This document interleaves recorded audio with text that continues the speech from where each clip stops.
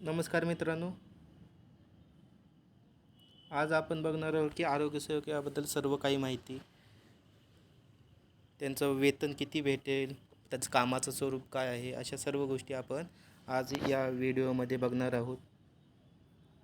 काय होतं की आता 2019ला सध्या सर्वांनी फॉर्म भरले आहेत, सर्व त्याची तयारीही करतात, अभ्यासही खूप चांगल्या पद्धतीने सर्वजण करत आहेत. बऱ्याच लोकांना अशा गोष्टी माहीत नाहीत की आरोग्यसेवक काय आहे, त्यांचं कामाचं स्वरूप काय आहे, त्यांना पगार किती भेटते, अशा सर्व गोष्टी काही माहिती नाहीत किंवा बऱ्याच विद्यार्थ्यांना ह्या गोष्टी माहितीही नसतात. नेमकं आरोग्यसेवक कुठं काम करतो, तर आपण या गोष्टीचं आपण बघूया नेमकं काय आहे त्याचं आरोग्यविषयक सर्व माहिती आपण बघणार आहोत. आज आपण माहिती बघणार आहोत की आरोग्यसेवकला वेतन किती आहे, कामाचं स्वरूप काय आहे, त्यामध्ये आणखी जिल्हा परिषद आरोग्यसेवक आणि मलेरिया विभाग आरोग्यसेवक यातील फरक काय आहे. जे दोन्हीमध्ये वेगवेगळे आरोग्यसेवक, तिथे जिल्हा परिषदला झडपीचं आरोग्यसेवक म्हणतो किंवा मलेरियाचा आरोग्यसेवक, हे दोन्हीमध्ये फरक काय असतो या गोष्टी किंवा आणखी त्याची त्यात आरोग्यविषयक आरोग्यसेवकबद्दलची आणखी काही माहिती. पहिलं बघूया वेतन. आरोग्यसेवकला वेतन काय भेटतं.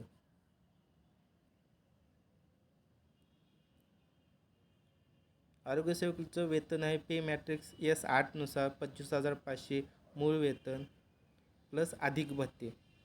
ज्यावेळेस तुमची आरोग्यसेवक म्हणून जिल्हा परिषद असेल, मलेरिया डिपार्टमेंट असेल, त्यावेळेस तिथं तुमची निवड होईल.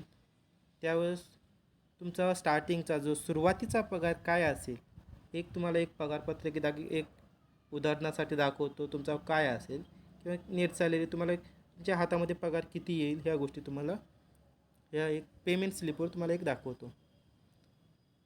बेसिक तुम्हाला मूळ वेतन भेटेल 25,500 रुपये.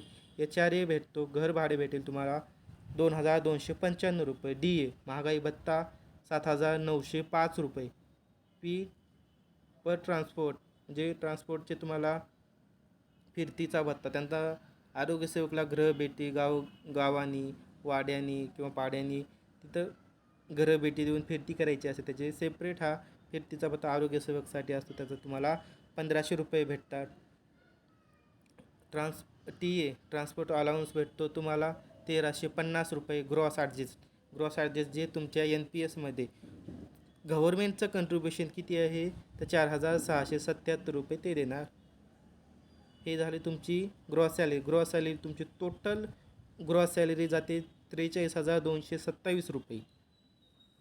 आता तुमचं त्यामध्ये कटिंग किती होणार त्या गोष्टी बघा. प्रोफेशनल टॅक्स 200 रुपये, GIS 360 रुपये, डिडक्शन ॲडजस्ट हे जे आहे 4,677 रुपये.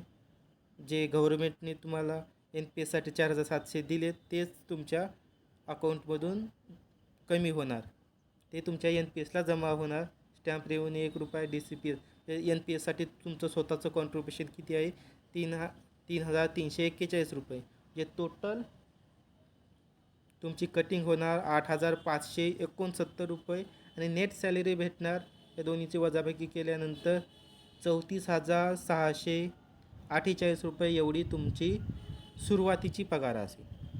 तर ही DA आहे 31% गव्हर्नमेंटने आता सध्या 34%चं अनाऊन्समेंट केलं आहे, ते भेटेल. पण सध्या तरी 31% या पेमेंटनुसार आहे. ज्यावेळेस तुमची स्वतःची आरोग्यसेवक म्हणून निवड होईल त्यावेळेस तुम्हाला 34% असेल किंवा त्यावेळेस 34पेक्षा आणखी 38% असेल ते भेटेल. पण यापेक्षा नेट सॅलरी किती 43,227पेक्षा तुम्हाला पुढे जास्तच भेटेल पुढे तरी. हे तुमची सुरुवातीची निवड झाल्यावर सुरुवातीची पेमेंट तुम्हाला एवढी भेटेल.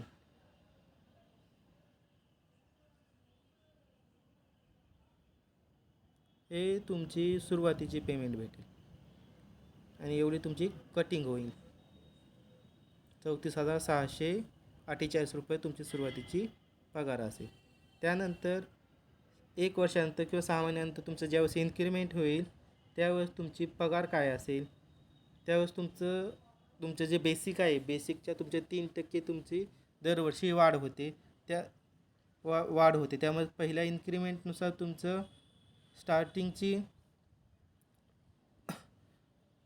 बेसिक जे आहे 6,300 रुपये हे 26,300 रुपये हे तुमचं काय असेल मूळ वेतन असेल. तर त्यासोबत अधिकचे भत्ते या बेसिकनुसार त्या गोष्टी बघूया.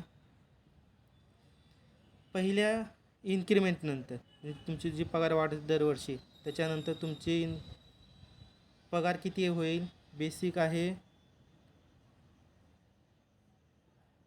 26,300 रुपये. HRA भेटतो घरभाडे 2,367 रुपये. DA भेटतो महागाई भत्ता 8,153 रुपये.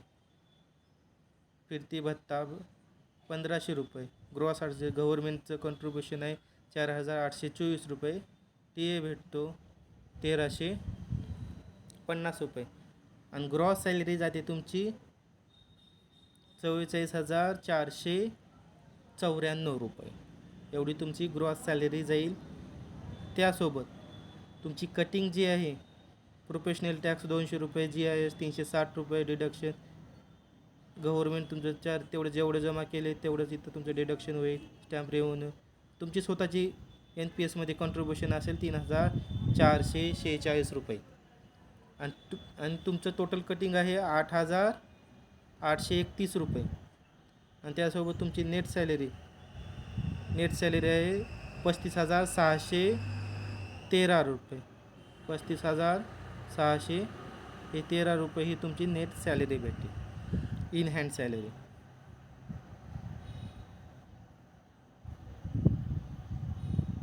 या दुसरं आहे आरोग्यसेवक निवड झाल्यावर कामाचं स्वरूप काय. ज्यावेळेस माझं आरोग्यसेवक म्हणून माझं निवड झाली त्यावेळेस मला ही कामाचं स्वरूप माहिती नव्हतं किंवा बऱ्याच विद्यार्थ्यांनाही माहिती नसतं आरोग्यसेवक काय असतो, त्याला कामाचं स्वरूप काय असतं, काय काम करायचं असतं. कोणाला सर्वसाधारण माहितीच काहीही नसतं. मग त्यावेळेस काय कामाचं स्वरूप आहे तर त्या गोष्टी आपण आता बघूया.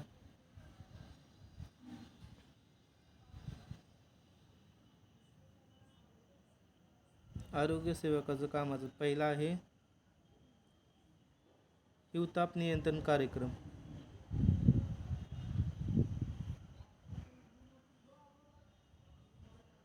हिवताप नियंत्रण कार्यक्रम यामध्ये जो हे महत्त्वाचा रोल आहे की हिवतापाचे पेशंट वाढू नये त्यासाठी काय काम केले पाहिजे किंवा जे तापीचे रुग्ण आहेत गावामध्ये त्यांचे रक्त नमुने घेणे हा महत्त्वाचा. किंवा दर पंधरवड्याला प्रत्येक घरी जाऊन भेटी देऊन तापाची रुग्णाची चौकशी करणे. अशा बऱ्याच गोष्टी हिवताप नियंत्रण. जे मेन रोल हा आरोग्यसेवकचा असा आहे की रोग होऊ नये म्हणून त्याच्या पूर्वी जे काम करायचे ते कामं महत्त्वाचे आरोग्यसेवकचं आहे. त्यामध्ये 7 रोग नियंत्रण. एखाद्या गावामध्ये पावसाळ्यामध्ये कॉलराची साथ येते, अतिसाराची साथ येते. अशा साथी होऊ नये, चिकनगुनिया डेंग्यूच्या अशा साथी येऊ नये ते रुग्ण शोधून काढायचे काम हे आरोग्यसेवक आहे. त्याच्यात वेगवेगळे अतिसार, हागवण, पुरळ असले तापाचे रुग्ण, मेंदुदा असे वेगवेगळे अशा कोणतीही साथी येऊ नये त्यासाठी त्याची कामं किंवा कंटेनर सर्वे साथी येऊ नये म्हणून कंटेनर सर्वेची कामं करत. कंटेनर सर्वे म्हणजे एखादे भांडेमध्ये त्याच्यात मच्छरचं प्रमाण मच्छरच्या आळ्या आहेत का अशा सगळ्या गोष्टीचं काम आरोग्यसेवकला करायचं असते.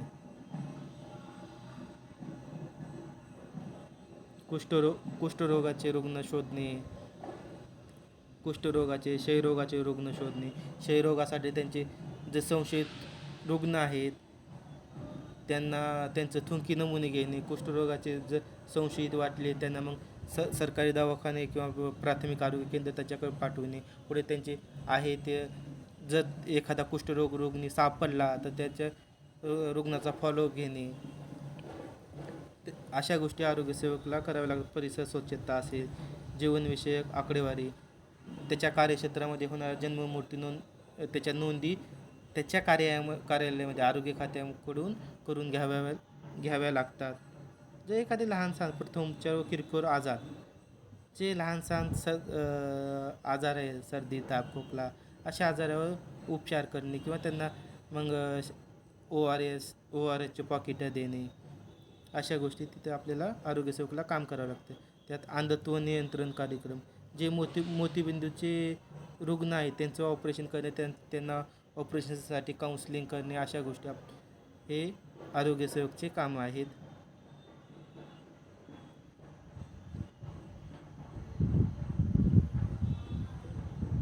त्यात प्रजनन व बाल आरोग्य केंद्र, कुटुंब नियोजन शस्त्रक्रिया,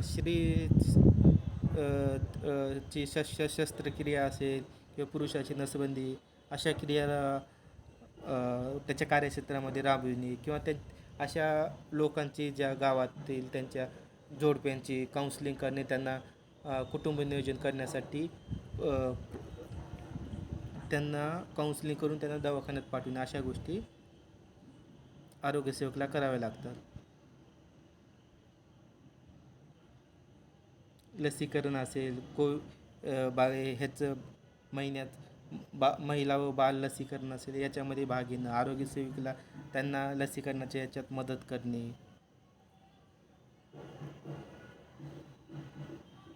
हे अशी बरीचशी कामं आरोग्यसेवकची आहेत. त्यावर आता नवीन एक प्रश्न आहे की जिल्हा परिषद आरोग्यसेवक आणि मलेरिया विभाग आरोग्यसेवक यातील फरक काय आहे. यामध्ये फरक जर विचार केला तर फरक कामाच्या स्वरूपात जर विचार केलो तर फरक काहीही नाही. दोघांना सारखंच वेतन भेटतं, सारखंच काम करावं लागतं, एक सारख्याच ठिकाणी काम करावं लागतं, उपकेंद्राला काम करावं लागतं दोघांनाही. त्यामुळे फरक विशेष काही नाही, असं काही फरक वेगळा काही फरक आहे असं काही नाही. हे जिल्हा परिषद आरोग्यसेवक असेल ह्याच्यामध्ये फरक काही नाही. फरक एवढाच येतो की दोघांची आस्थापना वेगळी आहे, ज्यांची निवड करायची समिती दोघांची वेगळी आहे, दोघांची जी वेतन देणारी ह्यांची जी प्रक्रिया आहे, म्हणजे प्रक्रिया म्हणण्यापेक्षा जे वेतन देणारं मंडळ आहे ते दोघांचं वेगवेगळं आहे. मलेरिया हे राज्य शासन म्हणलं जातं, हे जिल्हा परिषद, हे असे वेगळे. फक्त एवढंच की त्यांची आस्थापना वेगळी आहे, पण कामं दोघांना सारखेच असतात, काही फरक नसतो. त्यानंतर आपण बघूया आरोग्यसेवक इतर माहिती. सध्या 2019ची ॲट पडली, सध्या त्यांचे पेपर काहीतरी नवीन GR नुसार आता सध्या तर 15 किंवा 16 ऑक्टोंबरला होणार आहे. मग ती पोस्ट सध्या आहे 10वीवर, आणि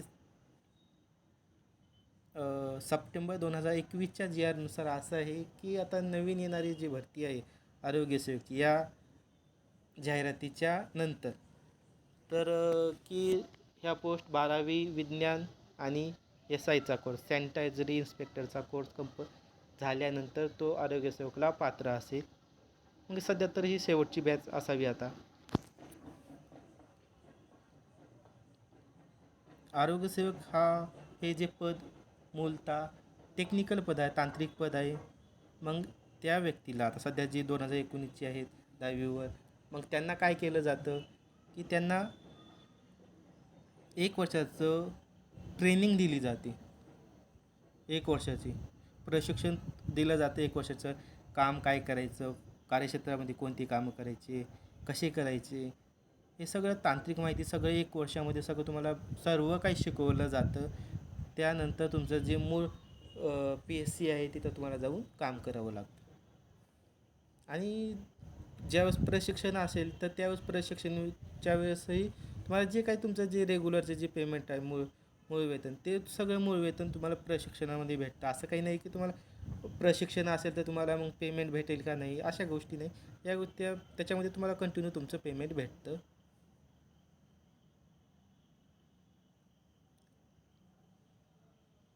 आरोग्यविषयक त्यांचं काम की आरोग्यविषयक ग्रामसभेमध्ये आरोग्यविषयक माहिती देणे, गावामध्ये जाऊन आरोग्यविषयक त्यांच्या ज्या योजना आहेत, प्रधानमंत्री मातृत्व योजना, अशा वेगवेगळ्या जी गव्हर्नमेंटच्या योजना आहेत त्या योजना गावातील सर्व लोकांपर्यंत पोहोचवणे, हे काम असे आरोग्यसेवकचे आहेत.